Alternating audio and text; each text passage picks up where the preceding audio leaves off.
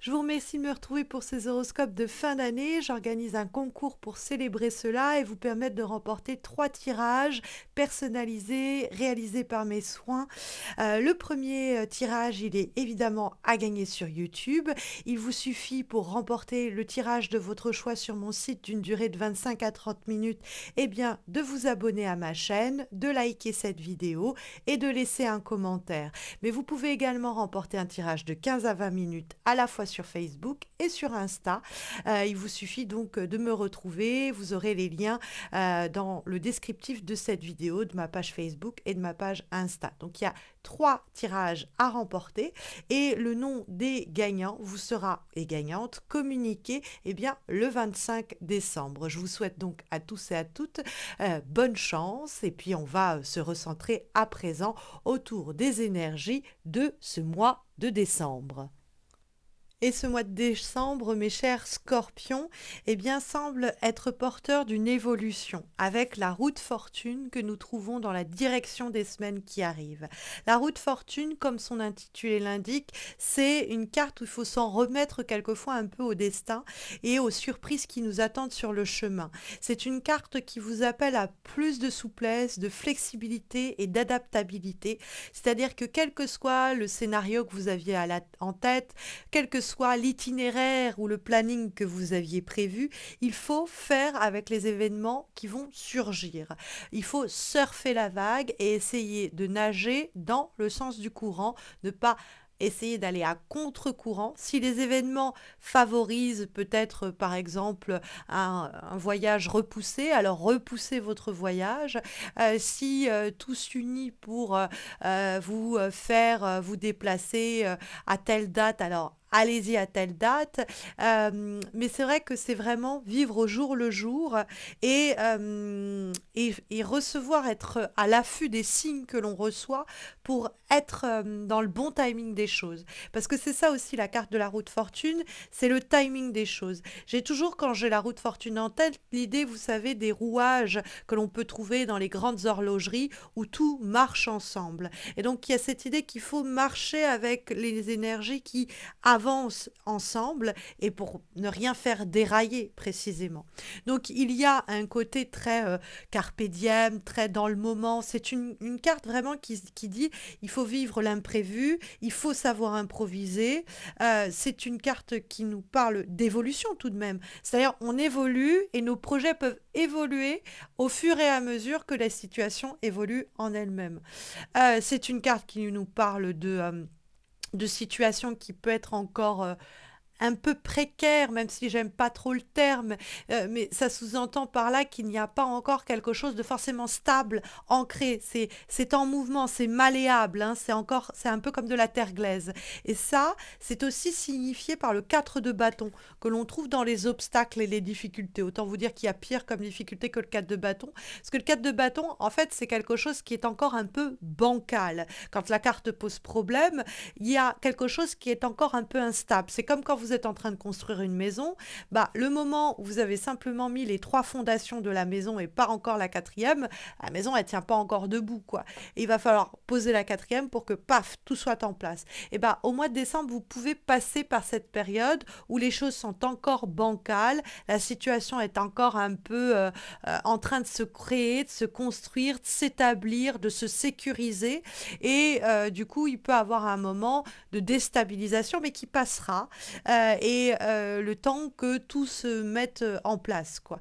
Donc, ça peut être des problèmes de communication que le 4 de bâton peut signifier. Ça peut être la difficulté de trouver sa place dans une relation, dans un boulot, dans un projet, dans un cercle d'amis, etc. C'est un temps vraiment d'adaptation, une phase un peu de bizutage, pourrait-on dire. Mais il y a cette idée de prendre ses repères et ça ne se fait pas en un jour, d'accord? Donc il y a ce côté un peu bancal, où on ne se sent pas tout de suite chez soi peut-être, ou en tout cas il y a besoin de réajustement pour se sentir bel et bien confortable. Et pendant cette période-là, vous pourriez être amené, 7 de coupe, à vous poser beaucoup de questions. La carte du 7 de coupe, c'est une carte où on est pétri de doutes à cause d'éventualités qu'on envisage. On est en train de se dire, et s'il se passe ceci? Ah ouais, mais s'il se produit cela? Ah mais non, imagine qu'il se passe ça. Ah, imagine que... Bon, on est dans les éventualités. Ça peut être aussi, on s'interroge de mille et une façons à propos, bon, du devenir d'une situation, mais à propos peut-être des émotions que ressent quelqu'un, des sentiments qu'on nous porte. Non, mais en fait, je crois que cette personne me déteste. Ah, mais non, mais peut-être en fait qu'elle est juste en colère contre ceci. Ah, mais est-ce que lui, il m'aime? Est-ce que c'est pas juste une attirance physique? Bon, le set de coupe, plus vous allez intérioriser vos émotions, plus ça va vous bouffer de l'intérieur et vous allez plus savoir où donner de la tête, vous allez plus savoir différencier le vrai du faux. Parce que le set de coupe, c'est on se monte la tête des fois toute seule ou tout seul. Et d'ailleurs, ça peut être positif comme négatif. C'est-à-dire qu'on peut commencer à se raconter des histoires qui sont pas crédibles, des histoires à dormir debout, où on est là en train de se plaire à fantasmer. Ou on peut être au contraire en train de se faire un sang d'encre, en train de cauchemarder et d'envisager des éventualités les pires au monde qui n'ont aucune chance de se produire, mais on se bouffe un peu avec ça. Donc faites attention. Le set de coupe, il y a peut-être une décision à prendre au cours de ce mois de décembre, hein, et donc il faut voir comment les événements se goupillent, attendre que tous les ingrédients soient réunis pour avoir l'acuité d'esprit et la lucidité pour prendre la bonne décision, pour que cette décision ne soit pas motivée par des peurs ou des rêves, hein, et qu'on soit dans quelque chose qui soit viable. Et puis, dans le cadre d'une relation donnée, si c'est avec votre employeur, si c'est avec votre meilleur ami, votre collaborateur, votre partenaire, eh bien, n'hésitez pas à adopter l'attitude de la reine d'épée. La reine d'épée, elle essaye de ne pas laisser ses émotions obscurcir son jugement et elle essaye surtout de matérialiser par les mots les questions qui la traversent. C'est une femme qui n'a pas la langue dans sa poche. Donc, bon, que ce soit une femme, on s'en fiche, peu importe le genre de cette carte, mais il peut vous être recommandé pour sortir un peu de cette confusion, du set de coupe que peut créer une situation en train de se faire encore un peu bancale, qui est en train d'évoluer dans le bon sens, mais pendant cette période-là, on est un peu, voilà, c'est brinque-ballé, quoi. Il faut pas hésiter à mettre des mots dessus, en disant, bon, bah, là, c'est en train de se faire avec le client, donc je sais pas exactement quand est-ce que j'aurai ma réponse.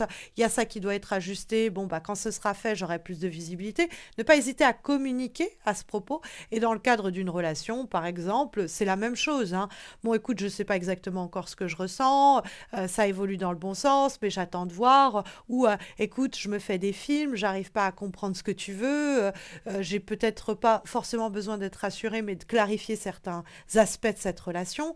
N'hésitez pas à le dire, n'hésitez pas aussi à chercher conseil autour de vous. Vous pouvez avoir un signe d'air, Gémeaux, Balance, Verseau, qui peut être là à votre écoute pour vous guider, vous orienter, vous conseiller sur les meilleurs choix à faire, sur ce qui paraît être plutôt nos peurs, qui va nous aider à être un peu plus rationnel pour aborder la problématique en question.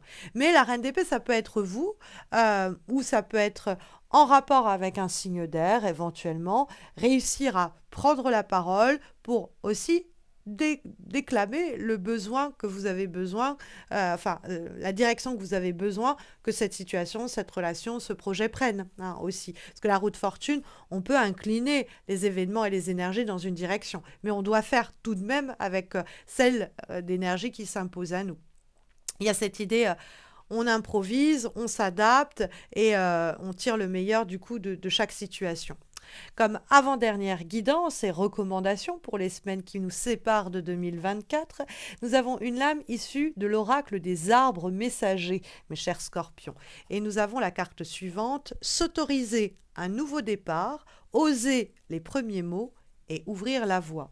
Donc ça, c'est intéressant parce que, bon, s'autoriser un nouveau départ, la roue de fortune et le 4 de bâton nous parlent déjà un petit peu de ça. Ça nous indique quand même qu'il y a quelque chose qui est en train de se mettre en place. Donc, une situation dans le cadre de laquelle on n'est pas encore avec la stabilité essentielle, mais on est en train de la consolider, cette situation, ses prémices. Donc, bon, un nouveau départ, pourquoi pas.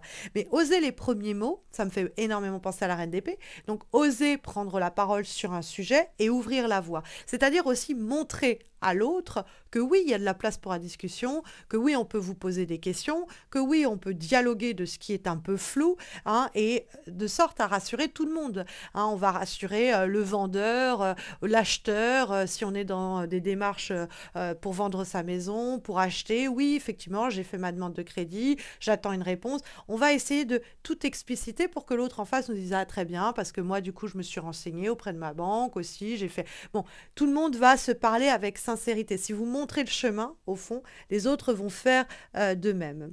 Et cette idée de nouveauté, on va la retrouver dans la dernière carte que nous avons parce que c'est intéressant. Vous avez un point commun entre les deux cartes qui terminent votre tirage de décembre.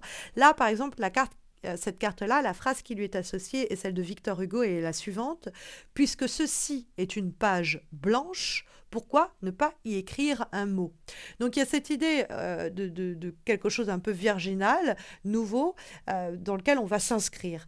Mais aussi cette idée que bah, puisque tout est nouveau, qu'il n'y a pas encore de repères, bah, pourquoi ne pas écrire un mot? Pourquoi ne pas dire les choses, tout simplement, et exprimer ses questionnements, ses interrogations, ou ce qui est en train de se faire plus largement. Mais c'est vrai que ce côté virginal, on va le retrouver dans la dernière carte que nous avons, qui est une lame issue cette fois-ci de l'oracle de la magie de Noël, et nous avons le pôle Nord. Or, la carte du pôle Nord fait référence à l'étendue blanche, c'est-à-dire que c'est quelque chose de virginal, d'immaculé, hein, sur lequel on va pouvoir, vous savez, comme quand vous êtes la première personne à marcher sur la neige qui est tombée pendant la nuit, vous êtes la première personne à laisser vos traces et on voit vos empreintes de pas.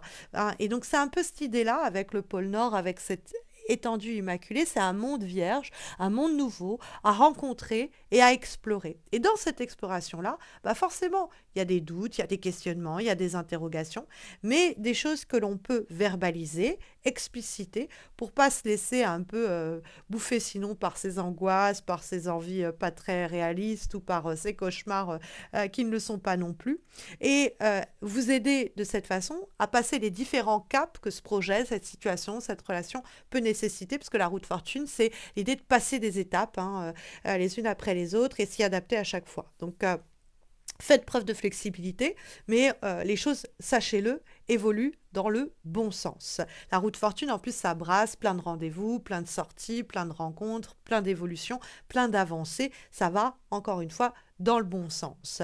Voilà, en tout cas, les énergies qui sont sondées pour ce mois de décembre, mes chers scorpions. Mais si vous avez une question plus particulière, bah, n'hésitez pas à participer au concours de fin d'année qui vous permet de remporter bien, un tirage de 25 à 30 minutes de votre choix sur mon site missmojorising.com en participant donc à ce concours, c'est-à-dire en likant cette vidéo, en vous abonnant à ma chaîne et puis en laissant un commentaire. Mais vous pouvez doubler, voire tripler vos chances de remporter un tirage personnalisé en passant également par mes pages Facebook et Insta où d'autres concours sont organisés pour remporter cette fois-ci des tirages de 15 à 20 minutes de votre choix sur mon site. Vous avez les liens de mes pages Facebook et Insta en descriptif de cette vidéo.